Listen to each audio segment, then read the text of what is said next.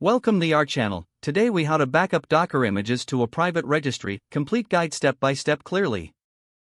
To backup Docker images to a private registry, you first need to ensure your Docker environment is set up correctly. Start by verifying that Docker is installed on your machine. Open your terminal or command prompt. Check the Docker version by running the command docker version. Next, create a private Docker registry if you do not already have one. You can set up a registry using Docker's official image with the command docker run dp 5000:5000 name registry 2. Once the registry is up and running, confirm it is operational by accessing http://localhost 5000/v2/ in your web browser. Now, identify the Docker images you wish to backup. List your local Docker images using Docker images. Choose the image you want to push to your private registry. Tag the image with the registry URL, using the command docker tag image name tag localhost 5000/image name tag. Replace image name and tag with the appropriate values for your image. Once the image is tagged, you can push it to your private registry. Use the command docker push localhost 5000/image name tag to perform the push.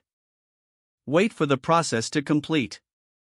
After the push is complete, verify that the image is in your private registry. Run the command curl http://localhost 5000/v2/imagename/tags/list to see the available tags for your image. To ensure your backups are complete, you can pull the image from the private registry. Use the command docker pull localhost 5000/imagename tag to test the pull process. If the image is pulled successfully, your backup is confirmed. Consider automating this backup process using scripts for efficiency. Regularly monitor your private registry to manage disk space and storage. By following these steps, you will have effectively backed up your Docker images to a private registry.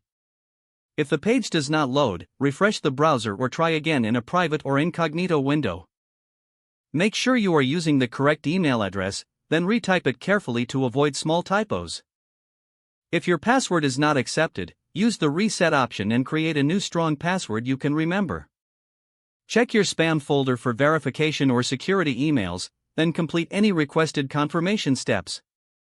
Enable two-factor authentication if available to improve account security and reduce unauthorized access risk. Don't forget to like this video and subscribe to our channel for more step-by-step tech guides.